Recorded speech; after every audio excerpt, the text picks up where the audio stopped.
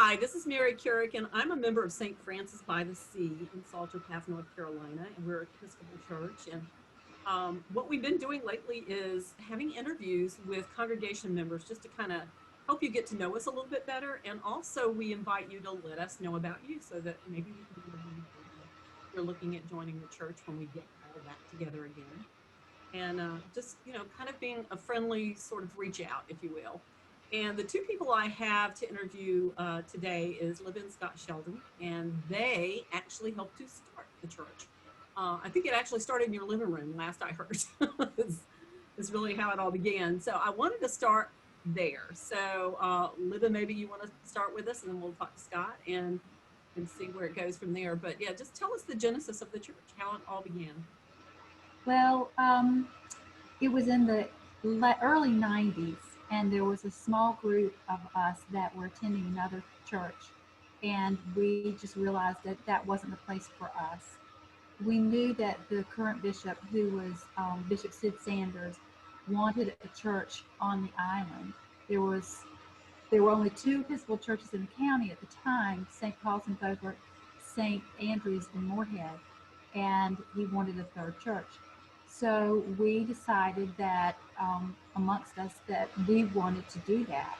So we contacted the bishop's office, and he said, absolutely, go ahead. So we had the very first service in our living room, and there were 10 children. Our oldest daughter, who is now, oh gosh, she's going to kill me, she's now 39, but she was 10 at the time. She kept the nursery, if you will, and there were, I don't know, 6, 7 children maybe, and they stayed in our playroom, and the 6 adults held morning prayer in our living room, and that's how it started. Wow. I was going to ask you, how does that work out, having an Episcopal church service in your living room? So, who did the service? Who led the service? I don't remember who led it. Right. I think we all took turns, but we did a morning prayer service. So we all had a hand in it at various points in the service. So you guys were kind of given permission to do this and kind of self-generate, if you will. But as far as leadership goes, like a rector or whatever, when did that come along? When did we get official with that? Well, we after we talked to the bishop, he had, I don't remember the exact title. The man's name was King LeBron, and he was at the bishop's office, and he actually was a childhood friend of mine.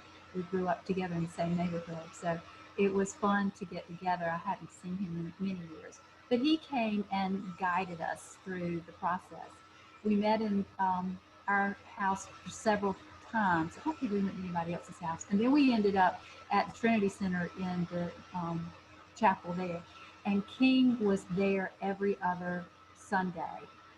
So every other Sunday he would step in and would administer communion for us, and otherwise we just did the services ourselves and had morning prayer, and that lasted not very long because we quickly outgrew the chapel and went to the Methodist Church at the Salter Path in their fellowship hall.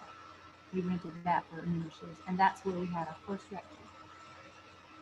Right? Bob Holt. Bob Holt. And he was a patient of one of the original, of our little group that met originally. He was one of Paul's patients, and he was a retired Episcopal priest, and Paul said to him, would you be interested? And he said, sure. So he came out of retirement, and We're good at getting people to come out of retirement. Right. We're very good at that. We had no money. I don't know how we paid him, but we did. Whether he may not have taken a payment. I don't even remember. It's been so long ago. But that's how it started. When did the building where we're located now on Salter Path, when did that come about? That came about in the 2000 time frame. Matter of fact, we had a Life Raft 2000, which was a fundraiser for the parish.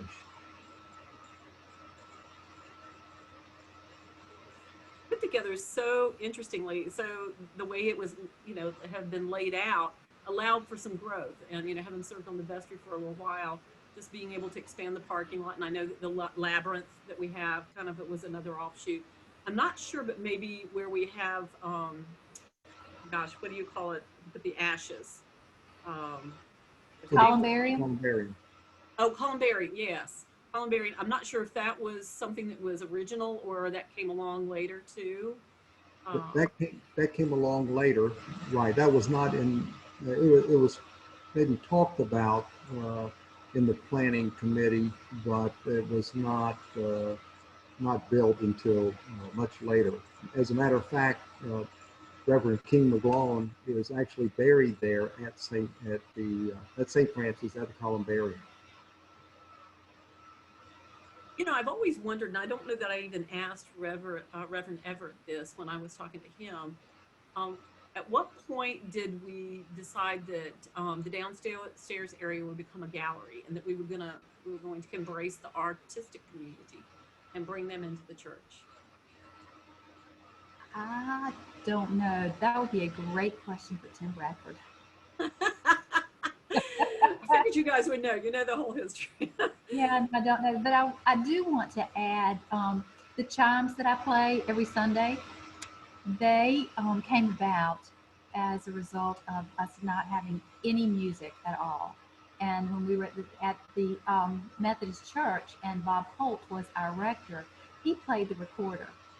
And so we were talking one Sunday and we said, well, we've got these little chimes in our attic because, once again, our oldest daughter had been in the band at one point and was not interested. So I had these little chimes.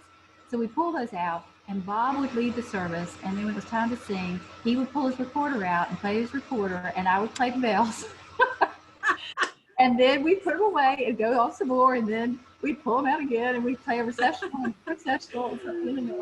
So like people humming along and letting you sing to it. Right.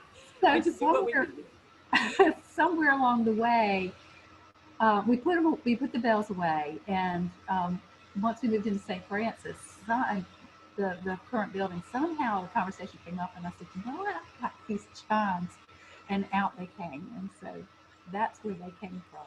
Part of our history, and there it is. And wow, look at the music program we have now. I mean, it's fantastic. And a lot of the people that I've been interviewing through doing this, what we're doing right now with the congregation members, that's the first thing that, whether we get it on the recorded part or it's just when we're chatting before or after the recording, that is like the first thing that comes out of their mouth is how amazing that is. And honestly, the video recording of the church services, that was the first thing I told Reverend Everett is, wow, the music is coming across so clear. It's just wonderful. Yeah. It's the closest thing I think to being there. So we're really recordings have been doing a great job. Yeah, we were blessed to have Kurek Everett. He's incredible. Yes, very much so. He was actually, my daughter was in band and he was her band director. our other daughter too. So it's weird to see him again like that. But yeah, it was good. But so let's turn the tables to a more of a personal nature. So are you guys both from here originally? I am. I grew up here. And lived on Atlantic Beach. Oh, you're a beach. That's right. I was told you were a surfer. Right. Yeah, I've been surfing for a long time, but yes, my family, we all grew up on Atlantic Beach. My grandparents lived on the beach, and it wasn't actually until went off to NC State before I left the island for a short while. Then I brought Libba back with me. Oh, okay. And we built a house over on the beach. And then in 2005, we moved over to Brandywine. Okay. Built a home over on the beach and then moved to Brandywine. We've been here ever since.